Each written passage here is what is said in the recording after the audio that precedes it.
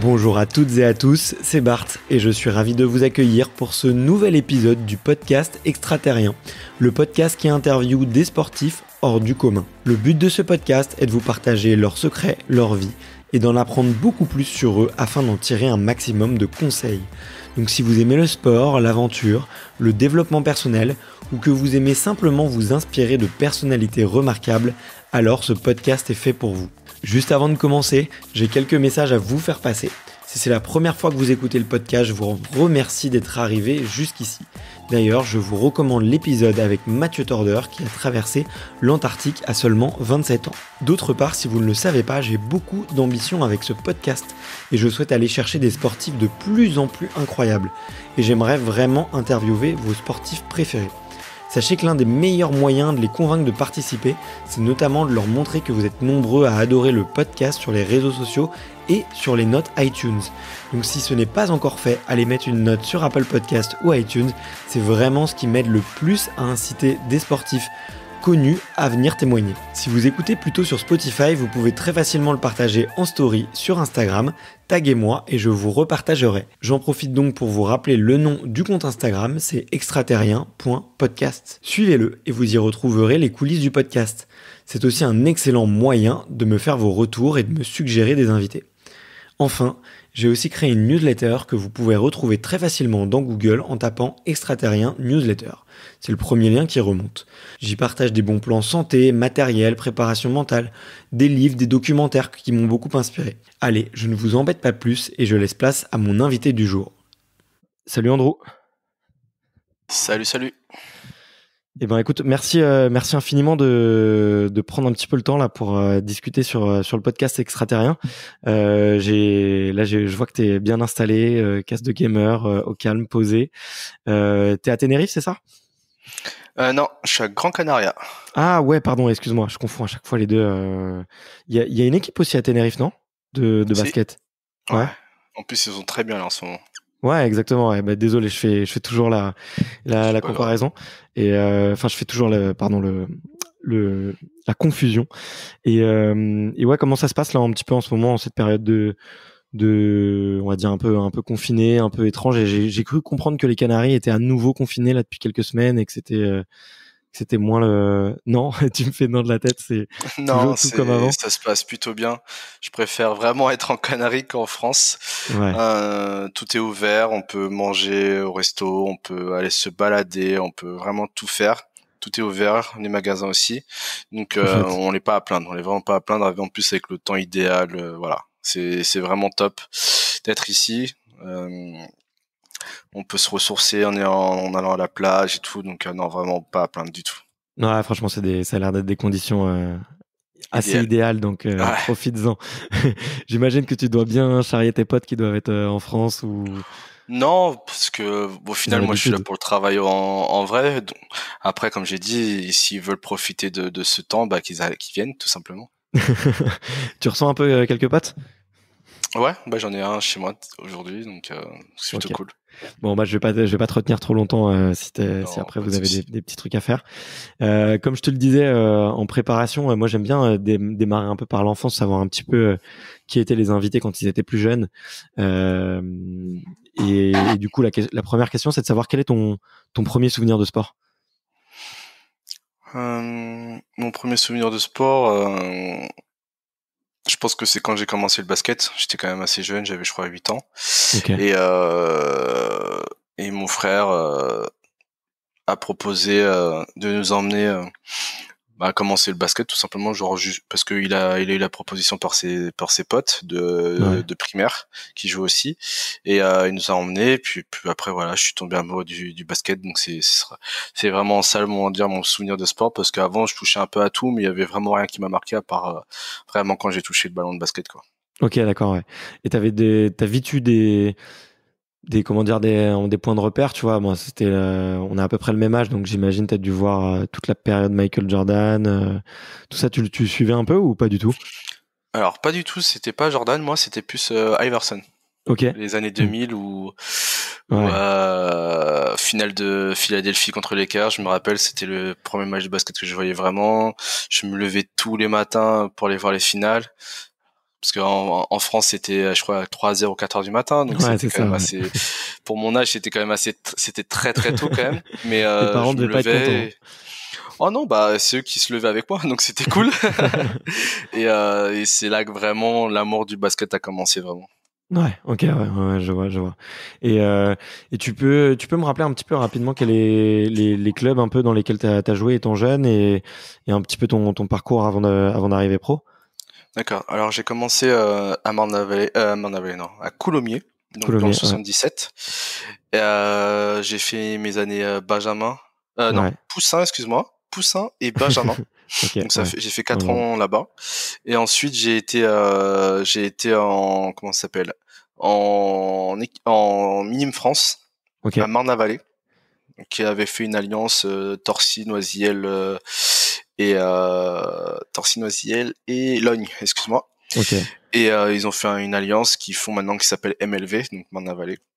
Et j'ai fait 2 ans là-bas en Minime France. Et ensuite, j'ai fait mon centre de formation à Paris, donc ce qui était à l'époque PBR, ok. Paris Racing Basket.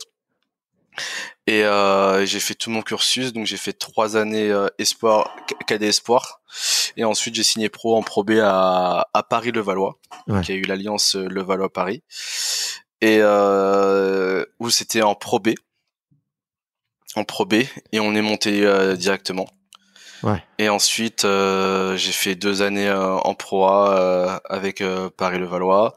Et ensuite, j'ai signé 1 an à Gravelines. Ok. Et après, je suis reparti 2 ans à Paris. Ouais. Le Et comeback. pour repartir à Gravelines 2 ans. Et Ok. ensuite, après les 2 années de Gravelines, j'ai signé 3 ans en Andorre, Ouais. en Espagne. Et après une année au Zénith, en Euroleague. Et ensuite, je suis venu à Gran Canaria. Ouais, une belle. Mais en tout cas, une super belle carrière. Et t'as pas mal bougé.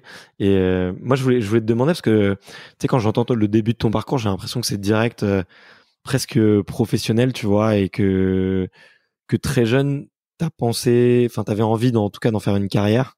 En tout cas, C'est le cas. c'est le cas. Et C'est le cas. comment t'as eu envie de tout ça jeune? Il y a eu un déclic? Pas vraiment de déclic, c'est que au fur et à mesure où je joue au basket, bah vraiment j'étais à fond dans le basket. Tout ce que je faisais, c'était par rapport au basket. Ouais. Euh, je ne lâchais pas le basket, je regardais tout le temps les matchs quand je pouvais. Et c'est vrai que tu prends plus conscience des choses, je pense, Hmm.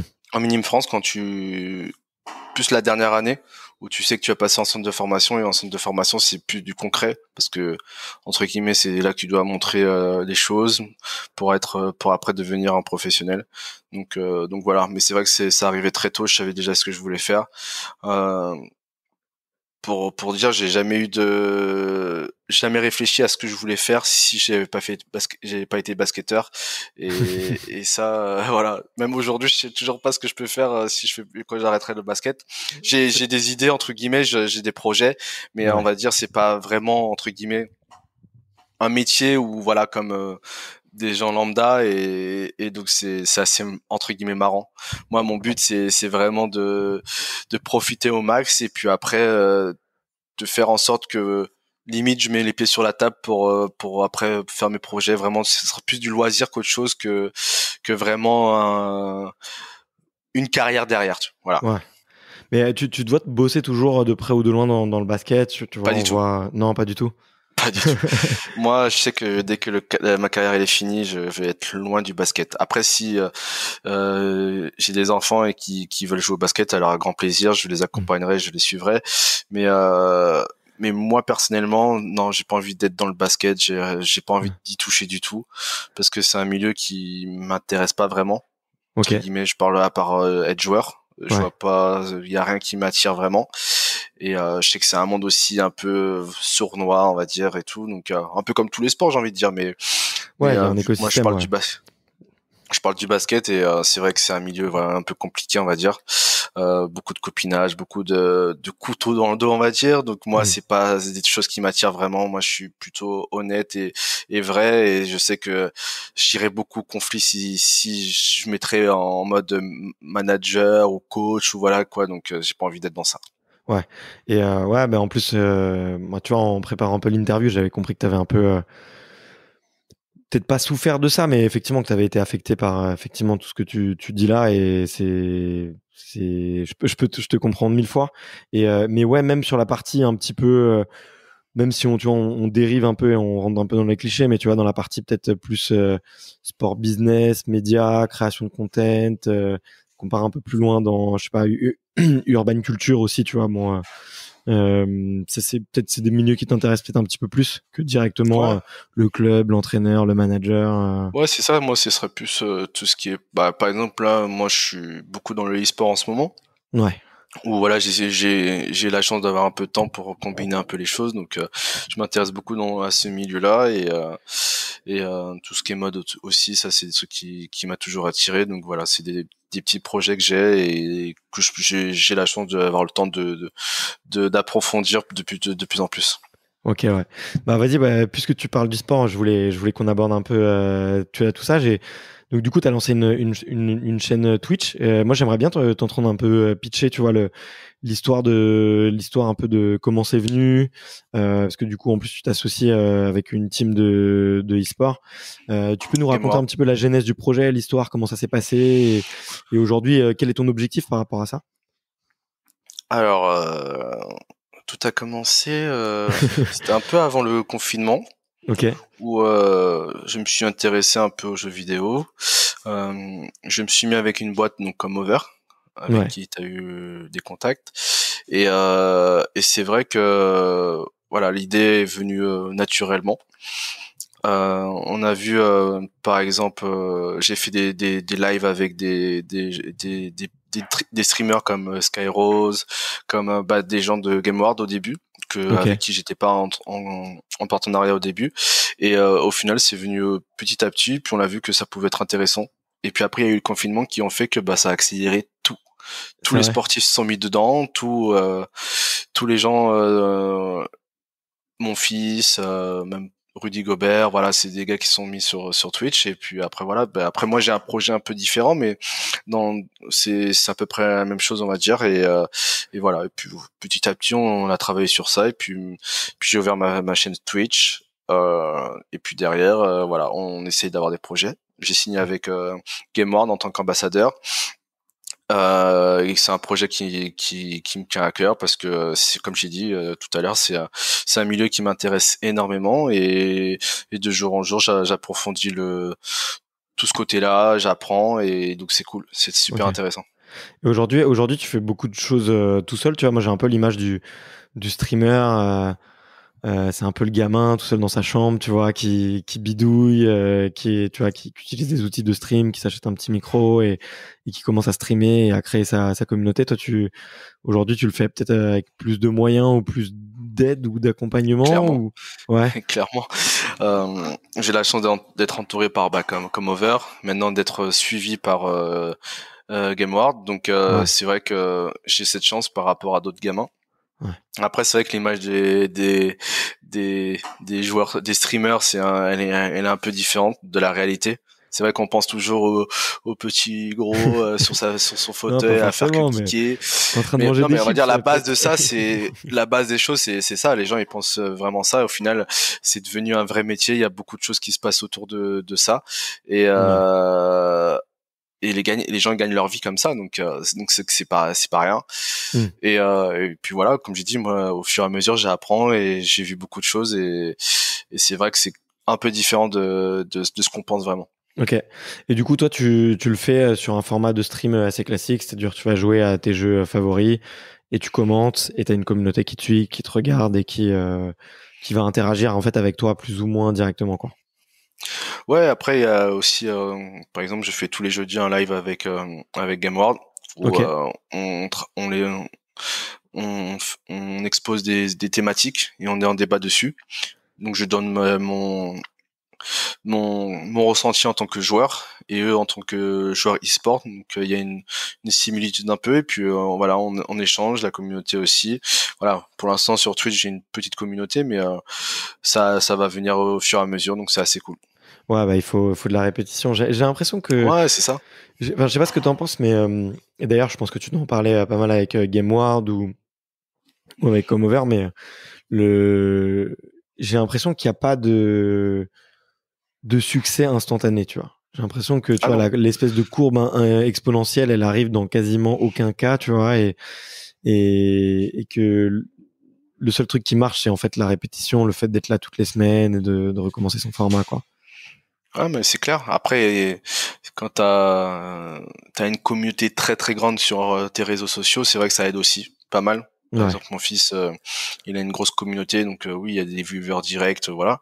Mais c'est vrai que pour des gens lambda ou des gens comme moi, tout simplement, bah la communauté, il faut être patient, il faut être persévérant, et puis ça prend du temps. Donc voilà. Donc après voilà, il faut être patient et puis surtout être optimiste parce que ça va venir au fur et à mesure, tout simplement. Ouais, c'est clair. Et puis surtout, le contenu que tu proposes doit donner envie aux gens de s'abonner et de rester fidèles, on va dire. Donc voilà. Ouais, du coup, t'es en train d'apprendre un nouveau métier, quoi, à côté de... Ouais, c'est ça, clairement. Tu fais ton propre double diplôme.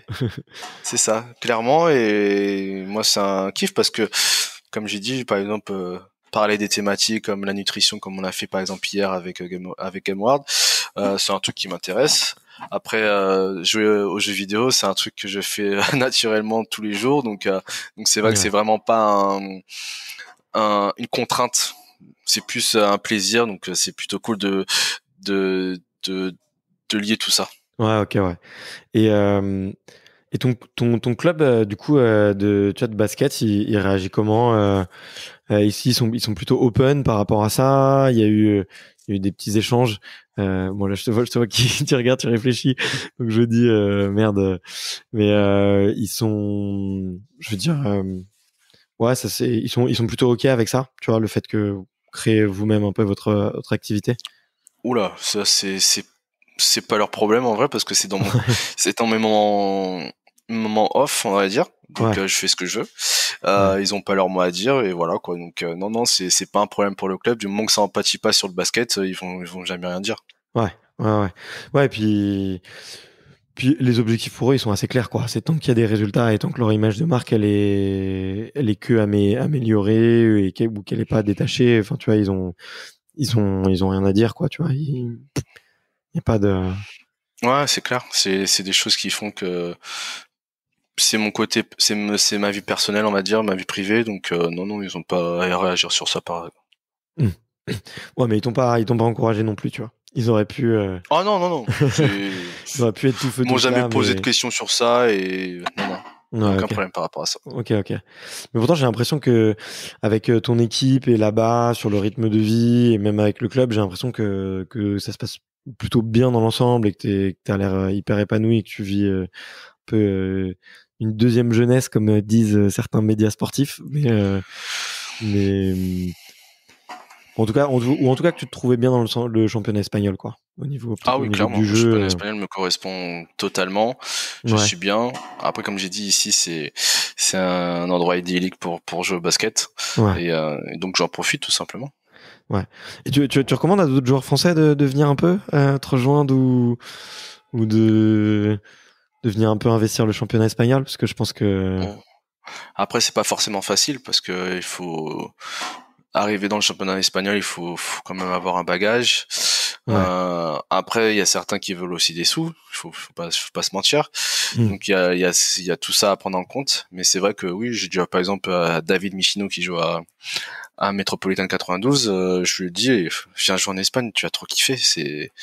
Tu vas te faire plaisir et je pense que ça peut te correspondre. Donc voilà, c'est le championnat espagnol, même pour tout joueur français de sortir un peu du pays, ça va faire du bien.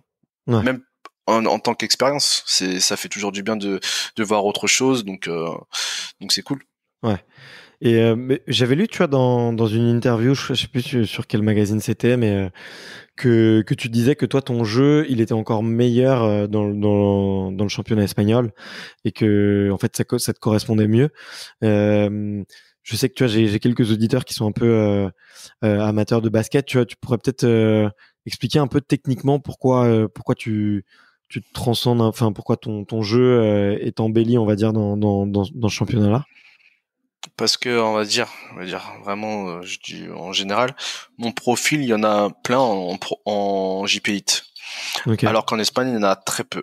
Et le championnat français est un championnat très particulier où c'est très physique, très athlétique, et contrairement aux autres championnats, donc le championnat espagnol qui est beaucoup moins athlétique que celui de France, mais le jeu est beaucoup plus varié, beaucoup plus technique, beaucoup plus beau à voir, on va dire, en Espagne. Parce qu'il y a, on va dire, plus de talent, plus de prospects aussi. Donc c'est vrai que il y a un peu ce côté-là. Et c'est vrai que le fait que moi, mon côté athlétique, j'arrive à le faire passer en Espagne, ben on voit un peu la différence, et c'est pour ça que ça se passe plutôt bien là-bas. Ok, d'accord, ouais. Ok. Ouais, ils sont peut-être un peu plus techniques de ce que j'ai compris, mais et moins jeu effectivement physique. Et c'est ça que Ouais, moins physique, c'est ça. Ouais. Ouais, et puis toi, t'es un super défenseur, effectivement, et tout le monde le dit, t'es sur le terrain, tu lâches rien, tu sors les dents. Et du coup, effectivement, j'imagine que ça doit être apprécié, ouais. Et du coup, tu te vois rester un peu dans ce championnat-là pour. Ouais, clairement, j'aime beaucoup le championnat. Après, voilà, comme j'ai dit, c'est les opportunités, Ouais. les offres. Et voilà, donc moi je suis ouvert à toute proposition. Comme j'ai dit, j'ai fait une année en Russie où ça s'est super bien passé. Donc moi je suis ouvert vraiment à tout. C'est vraiment selon les offres et les opportunités. Et voilà. Ouais, mais t'as raison. Bon, on sent que c'est ton taf, quoi, maintenant. Il y a plus le Ouais, gamin qui. c'est ça, hein. De toute façon, c'est mon gagne-pain. Je suis ambitieux, j'ai envie toujours d'aller plus haut, et c'est vrai que le fait que il y a eu la Coupe du Monde et tout comme ça, t'en as toujours envie de plus, quoi. Donc c'est cool. Ouais. Et et ouais, c'est pas. Tu vois, moi, je sais que si j'étais à ta place aux Canaries et que je devais faire mon taf, ça serait dur, tu vois, parce que je serais dans un cadre de vie tellement stylé, tellement agréable que en fait j'aurais du mal à être concentré et j'aurais du mal à être à fond. T'as ressenti un peu ce truc-là en arrivant ou c'est Non, parce que j'ai toujours été assidu, toujours été professionnel. Donc quand je suis sur le terrain, c'est mon moment entre guillemets, à être sérieux, à être vraiment focus.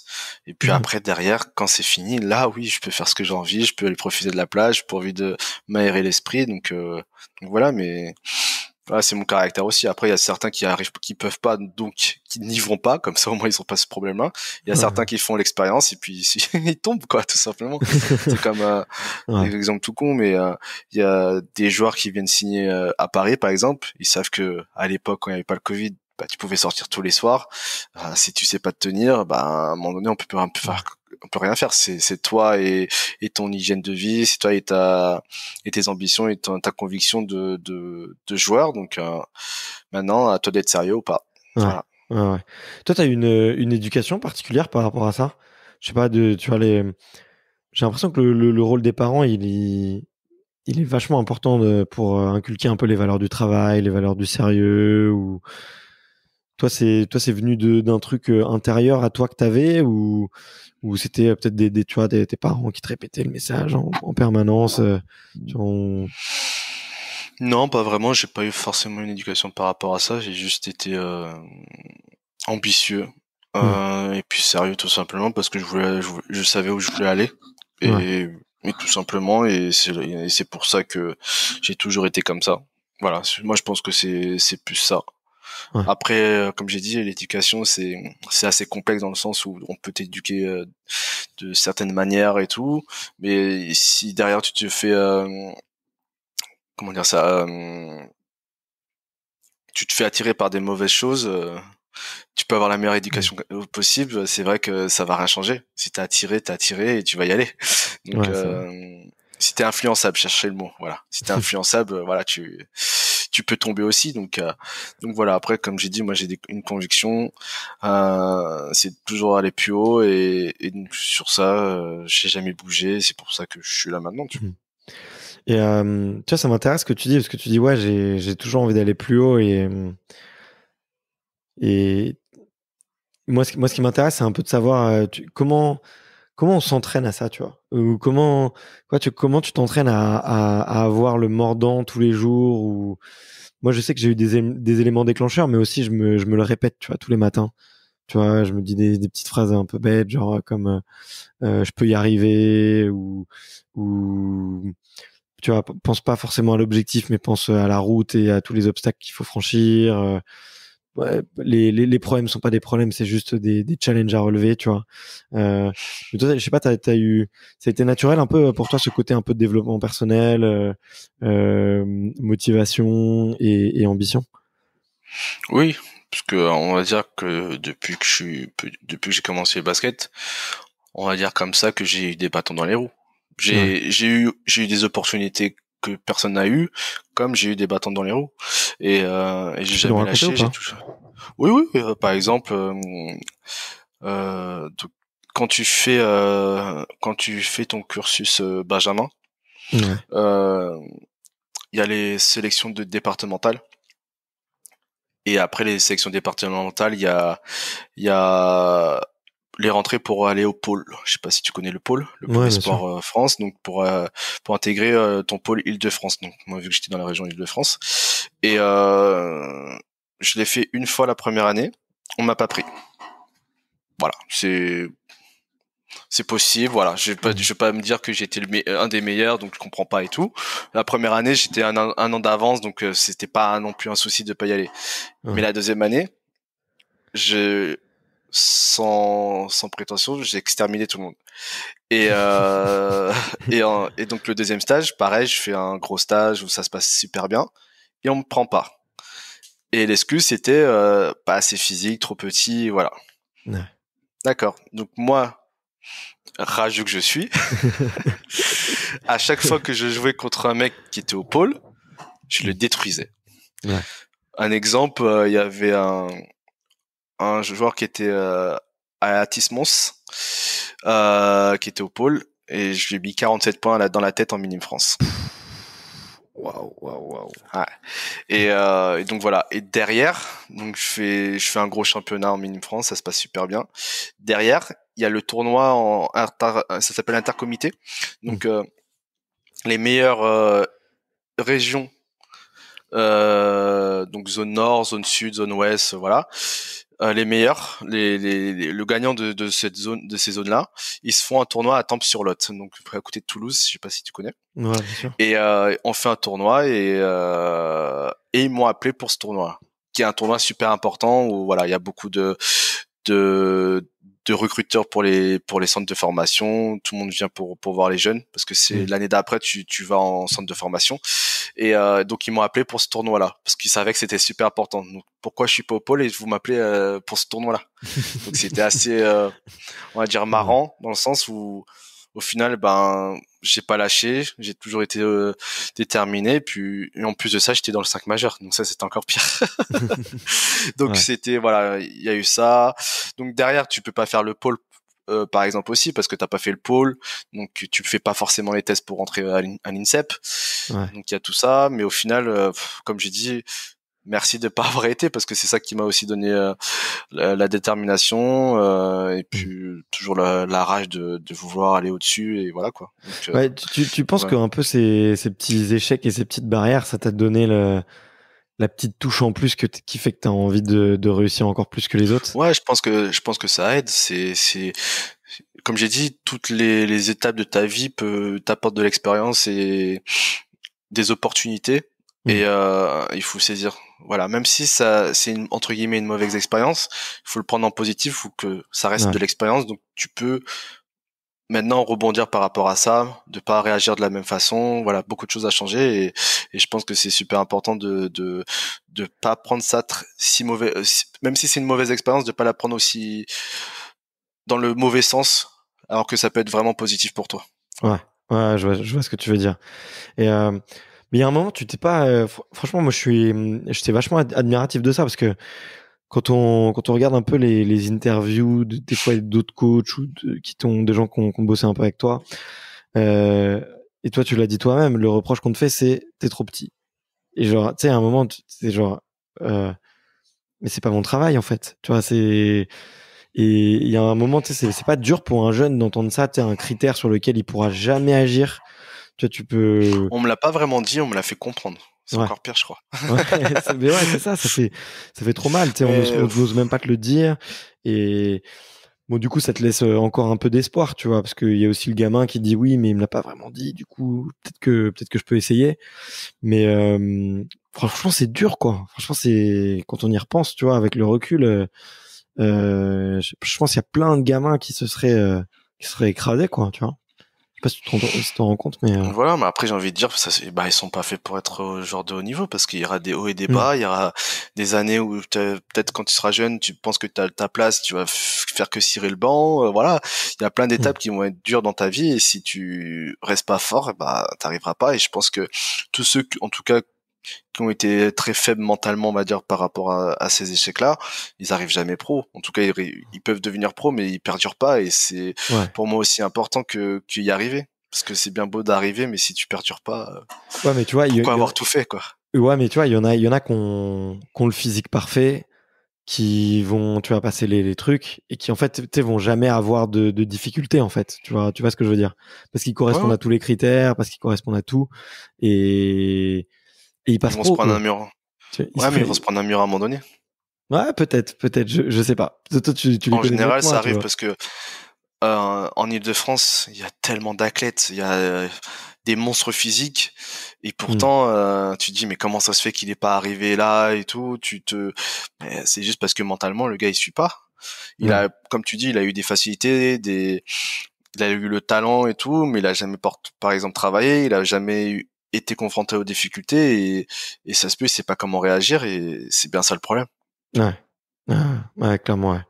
Et, euh, et tu vois, là, aujourd'hui, comment tu fais pour continuer à progresser? Tu vois, il y a du Je boulot, dirais mais tu plus vois, l'expérience. Je ouais. pense plus c'est l'expérience, l'accumulation de plein de choses, d'étapes. Euh, Par exemple, la Coupe du Monde que je fais, par exemple, avec l'équipe de France, c'était mon Ouais. retour entre guillemets en équipe de France. C'était vraiment la grosse compétition que depuis super longtemps que j'avais pas fait avec à ce niveau-là. Hmm. Et voilà, j'ai des convictions, j'ai une certitude maintenant que voilà, j'ai ma place, je sais ce que je peux apporter, et cette Coupe du Monde m'a vraiment apporté ça, Ouais. parce que j'avais pas de doute de ce que je pouvais faire, mais je me suis rendu compte que même des joueurs de très très haut niveau, bah je pouvais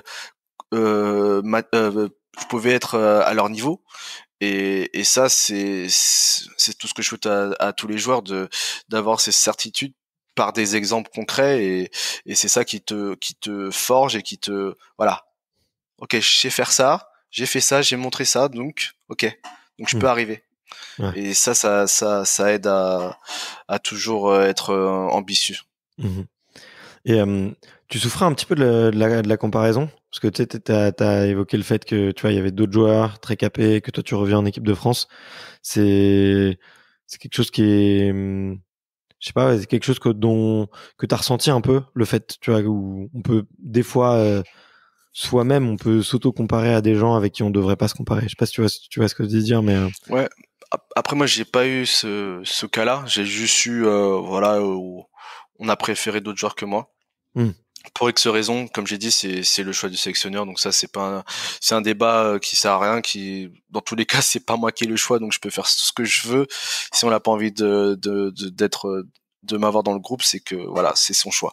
Comme par exemple Benzema, on hmm, sait pas pourquoi et pourtant c'est le meilleur attaquant français.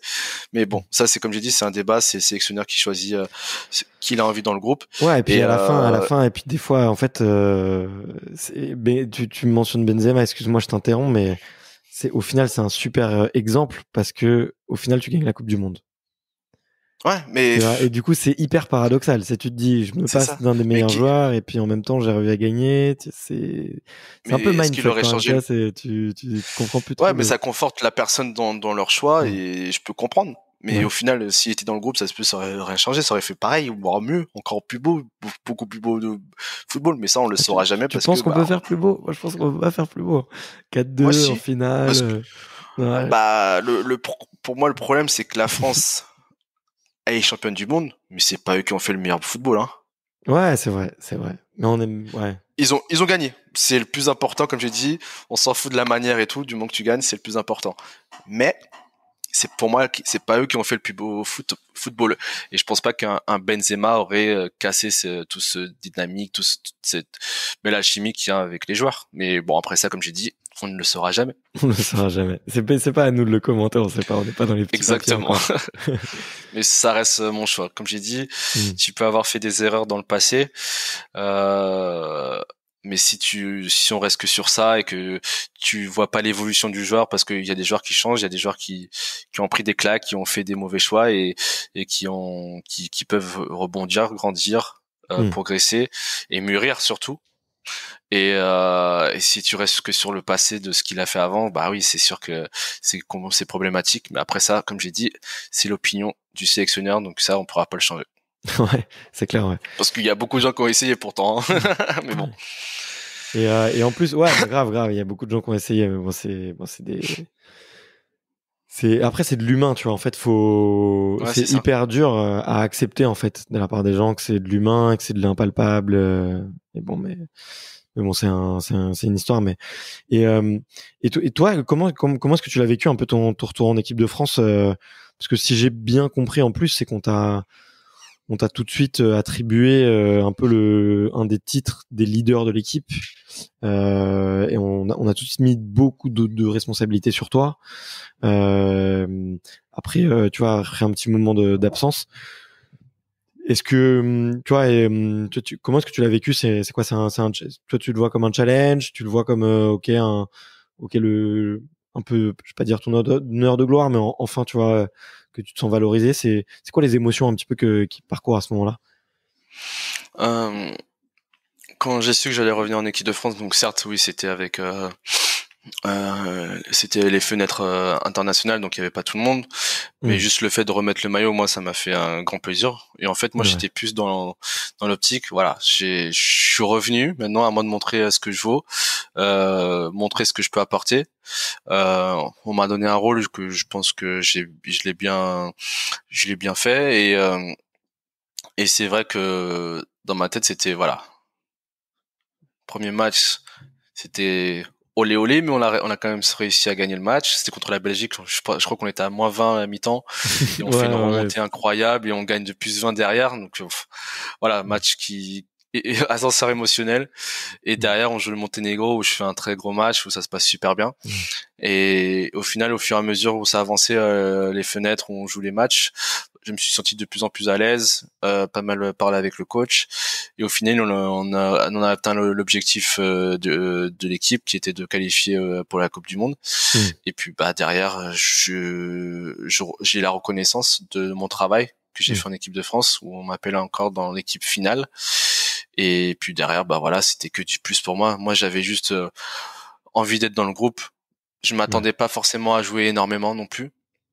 Au final, au fur et à mesure des matchs amicaux, je me suis affirmé, j'ai montré ce que je pouvais apporter à l'équipe, et puis voilà, j'ai gagné ma place vraiment, j'ai gagné du temps de jeu, et puis derrière, j'ai confirmé tout simplement les attentes. Ouais. Et donc après voilà, je suis ancré dans l'équipe, vraiment installé, et voilà, maintenant il y a les Jeux Olympiques. Je sais pas du tout le roster qui va être choisi, mais en tout cas je vais être là et je vais tout donner pour être dans le groupe final, et puis après voilà. Ouais. Toi, ça te fait parce que encore une fois, moi je suis pas encore un cadre de ces cadres pour dire ouais bah je suis sûr d'être dans le groupe, voilà. Mais en tout cas j'ai la conviction d'y être, et je vais tout donner pour qu'on gagne quelque chose là-bas. Ouais, après tu dis que t'es pas cadre, mais on t'a quand même donné ta chance et tu l'as saisie pleinement et t'as réussi, tu vois. Et je pense que c'est ça aussi, être cadre, tu vois. C'est montrer en fait que quand on te file le maillot, derrière t'es un rock, tu vois, et que tu tiens la baraque. Donc ouais, je suis pas d'accord avec toi, franchement. Je te trouve peut-être trop humble, tu vois là. Non, mais après, mais en tout cas, je croise les doigts pour toi, tu vois. Je suis sur une petite table en bois là à côté de moi, je touche du bois. Non, ça devrait bien se passer. J'ai pas vraiment de doute par rapport à ça, mais après, comme j'ai dit, on sait jamais, donc je reste un peu sur la recul quand même. Ouais, faudrait pas avoir des mauvaises surprises façon. Ah ouais, ça peut faire mal. Ouais, tu m'étonnes. Et aujourd'hui, toi, tu le vois comme c'est un groupe dans lequel tu te sens bien. En plus, enfin, j'imagine si t'es un peu bloqué en Espagne sur ta petite île, qu'est-ce que ça fait un peu de revenir, tu vois, et de parler avec des Français, en plus des gens qui jouent en NBA, ça. À chaque fois que je suis revenu en équipe de France, c'était un vrai kiff parce que on se connaît déjà tous et puis voilà, il y a eu toujours une bonne ambiance, on rigole tout le temps. Il y en a pas un qui t'a fait des misères quand il était en pôle et que toi tu y étais pas? Ah non, parce qu'il y en a aucun. Je suis le seul de ma génération à être passé professionnel et à être à ce niveau-là, donc non, j'ai aucun problème par rapport à ça.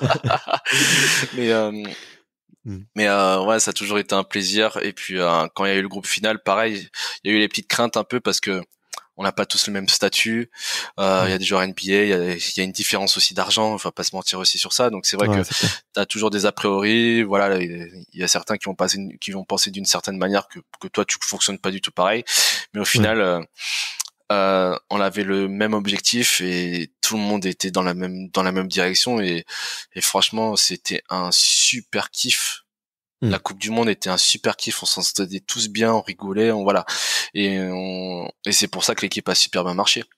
Ouais. Il y avait vraiment aucun problème, une entente parfaite et je pense que c'est vu sur le terrain.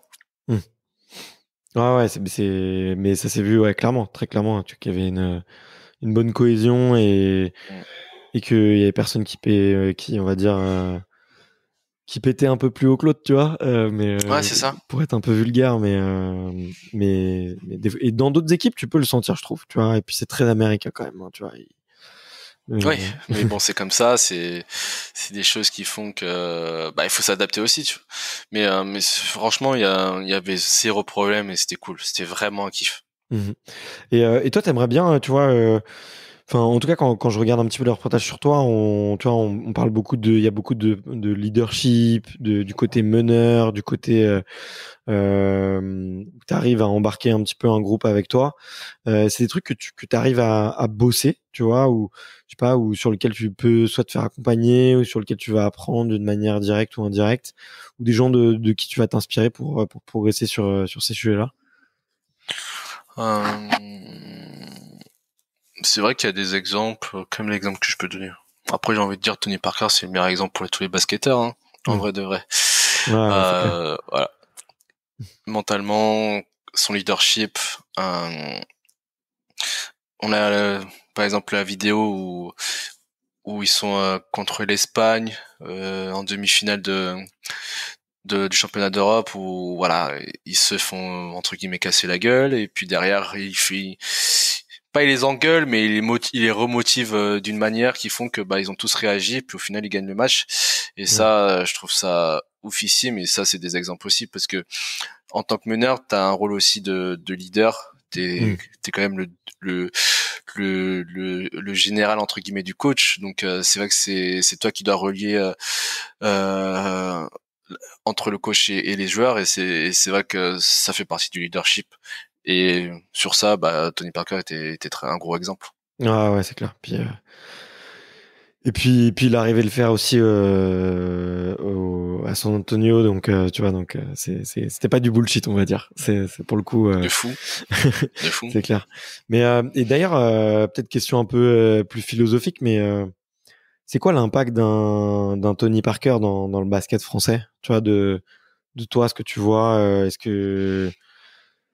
est-ce qu'il y aura un avant et un après, enfin, tu vois, et c'est trop dur à quantifier, tu vois, mais c'est compliqué parce que des monstres comme ça, il y en a pas beaucoup, en tout cas qui sortent. En Espagne, il y a Pau-Gasol. En France, c'est Tony Parker.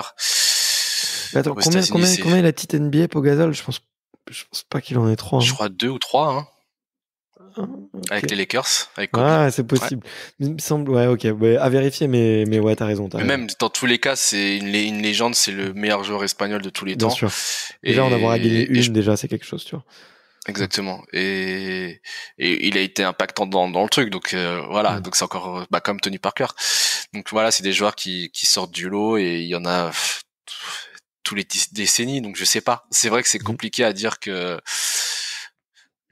par exemple Doncic par exemple aussi qui sort du lot maintenant. Voilà, c'est des monstres de la nature qui sortent tous les 100 ans et qui marquent le basket. Donc avoir un impact comme ça va être très très dur pour les jeunes qui arrivent. Il faut pas se mentir. Hein. Non, mais après, ça donne envie, tu vois. Je pense que l'avantage aussi, c'est qu'il y a plein de gamins qui se disent, ouais, je veux être comme Tipeee et qui veulent essayer au moins, tu vois. Et au moins, du coup, il y a un vivier de joueurs aussi qui arrivent et il y a un espèce de rôle modèle, tu vois, pour eux comme il y avait pas avant, tu vois. Et c'est un peu aussi la voie de personne n'avait tracé la route avant et maintenant il y a un mec qui a tracé la route. C'est un peu le cas parce que à l'époque il y avait pas beaucoup de joueurs français qui allaient en NBA. Ouais, maintenant on a une trentaine, je crois, un truc comme ça. Ouais, mais avant quand il y avait Tony Parker, il y avait beaucoup moins. Ouais. Et c'est vrai que dès qu'il était très performant, voilà, il a tout de suite était dominant et puis derrière il y a eu énormément de joueurs français qui ont été draftés, qui ont fait leur bout de chemin en NBA et puis voilà. Donc après il y a pas que lui parce que en général ouais, bien sûr. c'est les Européens, ils disent que voilà, qui viennent en NBA et il y en a énormément qui sont rentrés et la NBA a ouvert plus ses frontières entre guillemets avec l'Europe. Et ça il fait partie du pourquoi parce que il y a lui, il y a Dirk Nowitzki, Gasol, voilà, il y a d'autres joueurs que je citerai pas mais qui ont été impactants et ces gars-là c'est des monstres de la nature, c'est des mecs qui ont marqué tout leur pays et ça changera jamais. Ouais, c'est clair, c'est clair. Ouais, merci. Enfin, j'ai bien aimé. Ta réponse était vachement inspirante et puis respectueuse de ces joueurs-là aussi. Et puis on sent que effectivement ils ont. Ah mais ils ont été tellement incroyables. Donc c'est des gars que je regarde depuis que je suis tout petit. Et puis au final, tu joues contre eux, donc c'est c'est marquant quand même. Ouais. Et tu regardes toujours un peu, je sais pas, de temps en temps la NBA. Ouais, une petite finale NBA. C'est du commun des mortels ou parce que moi les finales NBA je les loupe pas, tu vois, clairement, mais je me dis quand c'est ton taf, est-ce que tu te lèves toujours à 3h du matin quand c'est ton boulot, tu vois? Non. Avant j'étais vraiment j'étais un fou du basket. Là je suis un peu plus modéré, j'ai grandi donc j'ai pu entre guillemets cet amour du ballon, même si je l'ai toujours mais beaucoup moins intense on va dire. Et plus modéré, ouais. Mais non, je me vois pas maintenant me lever à 4 heures du matin pour aller voir un match de basket, que ce soit une finale ou pas. Je regarde les highlights. C'est limite, tu vois la même chose. Il y a Instagram qui te reposte toutes les vidéos, les belles actions. Grave. Donc voilà, c'est pas comme si tu loupais le match. Vraiment, tu sais, voilà tout ce qui s'est passé. Donc en vrai, non, voilà, c'est vrai que la technologie, elle a bien évolué. Donc c'est vrai que ça aide aussi. On va pas se mentir. Maintenant t'as les replays, t'as les commentaires, t'as tout sur ton téléphone, quoi. Mais c'est vrai que non, ouais, j'ai un peu moins ce côté-là, alors qu'avant, à n'importe quelle heure, limite, je vais aller me coucher à 19h pour être prêt à 4 heures du matin pour être en forme pour regarder le match, quoi. Donc, j'étais fou à l'époque. Vas-y. Et puis j'étais super sensible, super voilà affecté. Donc voilà, moi je voulais tout le temps gagner.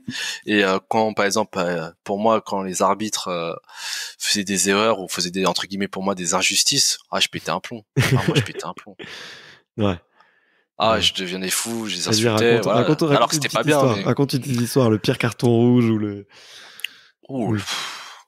Qu'est-ce que j'ai fait?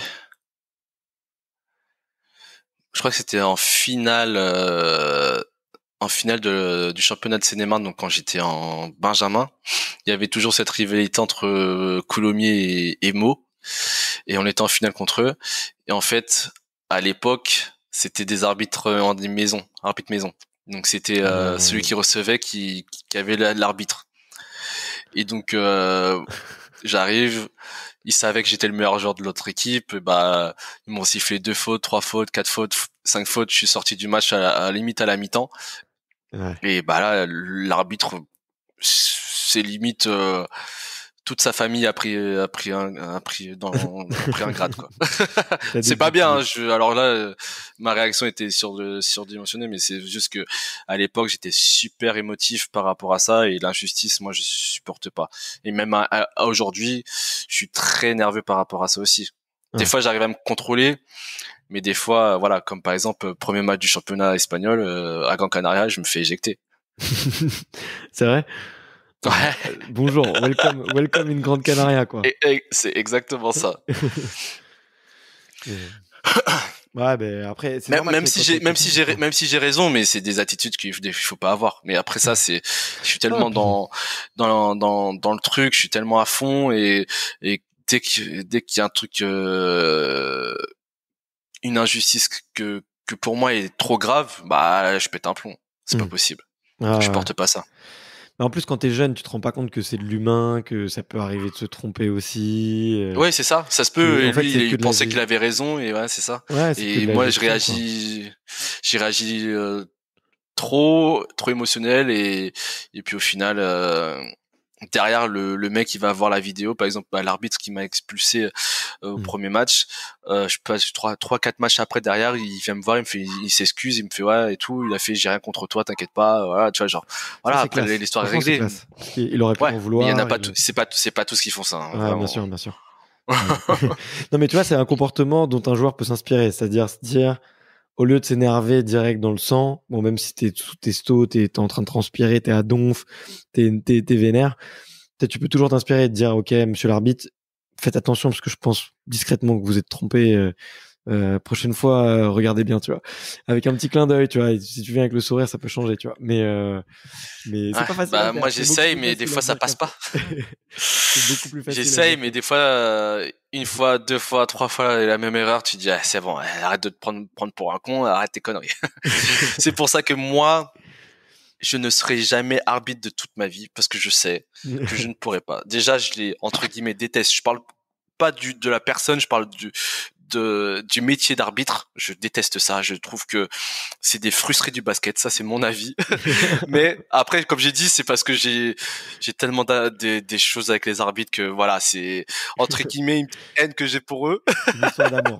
Mais après, la personne en elle-même, c'est une belle personne. Par exemple, je connais Jeannot, qui est arbitre de JP Elite, où on se parle très souvent sur Facebook, il me félicite à chaque fois, et je sais que peut-être à l'époque j'avais peut-être pas insulté, mais j'étais énervé contre lui, alors que c'est un super mec, tu vois. Ouais. Mais voilà, quand il y a comme pareil Canet qui travaille avec l'équipe de France, que je côtoie en équipe de France, pareil, je me suis pris la tête 1000 fois avec lui, alors que c'est un super gars.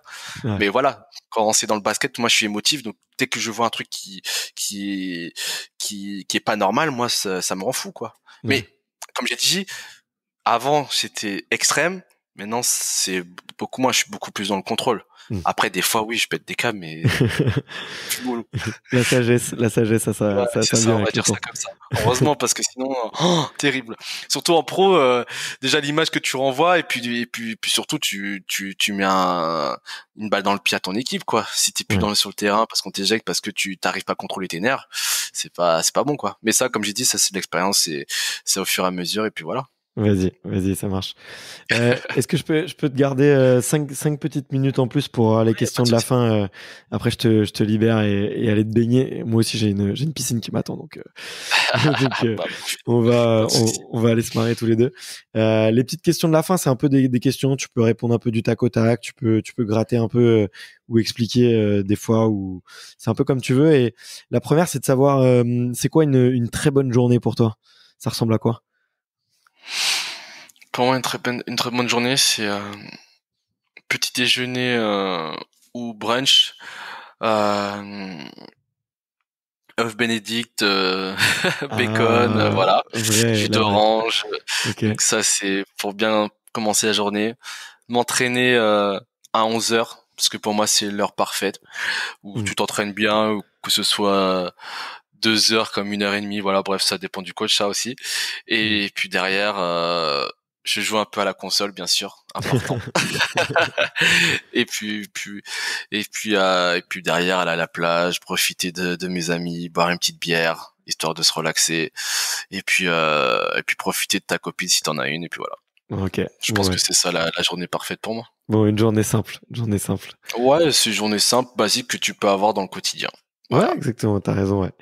Est-ce que t'as un petit gris-gris que t'as dans les vestiaires ou juste avant de monter sur le terrain? Est-ce que un petit porte-chance, une petite comment dire, merde, j'ai oublié le mot, mais bon, t'as compris, un petit porte-bonheur, Oui, quoi. j'ai compris. Une superstition, Comment ça voilà. s'appelle superstition, exactement. J'en ai pas vraiment. J'ai pas de routine Mm. particulière, à part une où il faut que j'aille aux toilettes avant de jouer, avant un match. Si je ne vais pas aux Classique. toilettes, je serai le joueur le plus nul au monde, vraiment. Ouais. Voilà, c'est juste ça. C'est Le dit. reste, Pas besoin d'explication, mesdames et messieurs, on voilà. restera avec ça. Ouais, on va rester dans ce cadre-là, c'est Ouais. parfait. C'est quoi la meilleure ambiance de sport que t'aies vécu dans ta carrière? Ça peut être dans le vestiaire ou sur le terrain d'ailleurs. Ambiance, tu veux dire avec mes coéquipiers ou des fans? Tout. Franchement, un souvenir comme ça qui t'a fait vibrer en Alors, termes d'ambiance.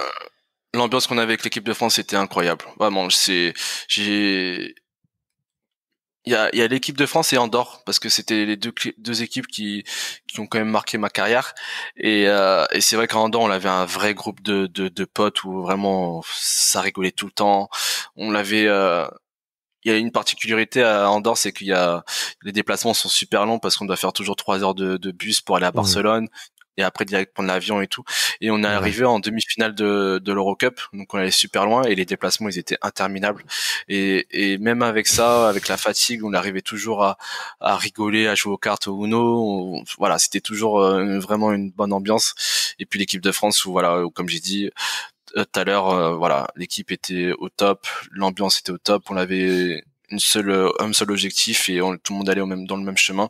Donc ça, c'était cool. Et après, au niveau des fans, je dirais Sur le terrain, ouais. peut-être la Coupe du Monde 2010 qu'on l'a joué contre la Turquie. L'ambiance Ouais. était incroyable. On joue la Turquie en huitième. T'entendais rien. T'arrivais pas à parler. Tu t'entendais même pas le coéquipier qui était à 1 mètre de toi. C'était Ouais. oufissime. Ok. C'était oufissime.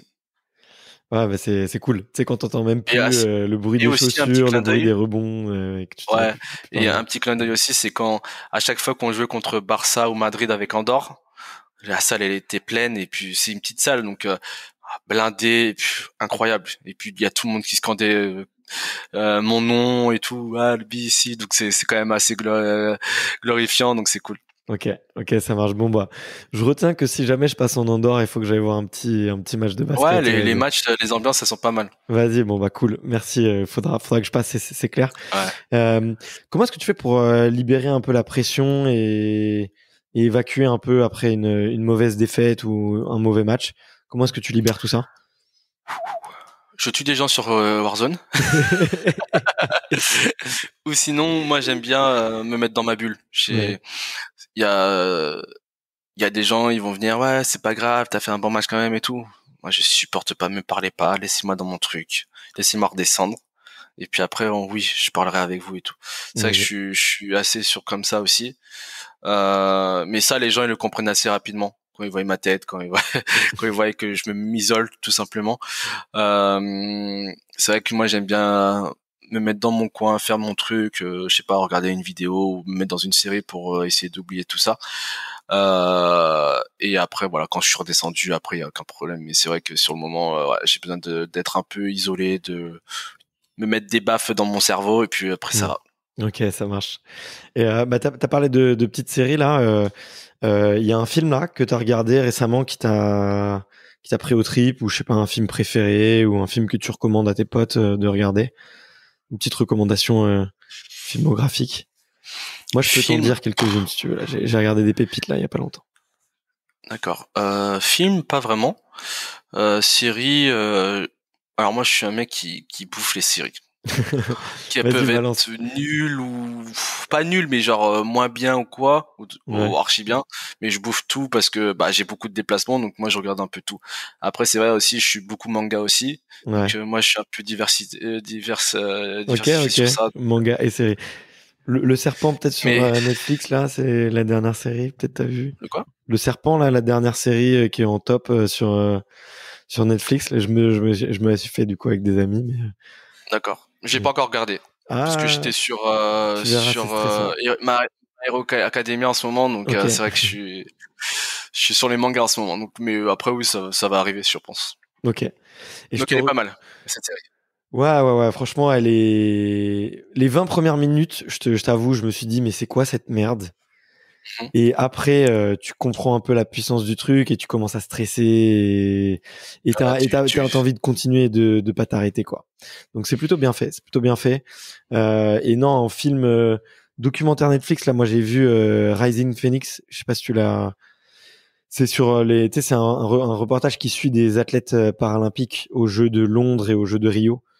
Et c'est des histoires de malades, franchement, à la fin, j'ai terminé, j'avais les larmes aux yeux, j'ai fait, mais ces sportifs-là. Et c'est un mode documentaire ou vraiment film? Bah, c'est à la fois, c'est plutôt documentaire, mais en même temps, tu suis les athlètes. Et c'est un peu, en fait, c'est vachement bien fait parce que t'apprends un peu sur la partie des Jeux paralympiques, tu vois, et en même temps, t'apprends tout le côté business, médias, comment est-ce qu'ils font pour organiser ça, et en même temps, t'as une grosse partie, c'est le principal, c'est sur vraiment les athlètes, tu vois, comment est-ce qu'ils vivent le truc, comment ils font les compétitions, qu'est-ce qu'ils ressentent pendant les trucs, et ils te racontent. Et c'est en mode docu, mais c'est vraiment bien fait. Franchement, grosse recommandation, gros coup de cœur, j'ai vibré de ouf. Ok, c'est noté. Ça marche.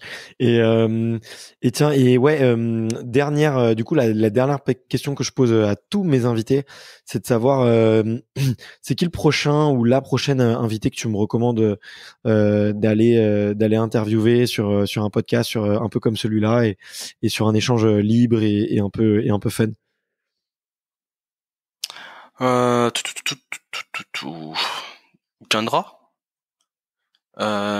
Chandra Chachang, qui travaille avec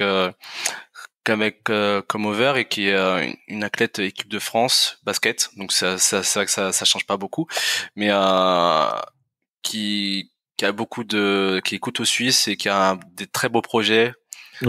Pour les femmes, pour les Noirs aussi en France ou dans le monde. Et je pense que ça peut être pas mal. Donc ça, tu peux en parler avec Élise qui t'aidera à l'approcher. Ça marche. Bon, et voilà, je te conseille. Je vais lui écrire un email direct, fais attention.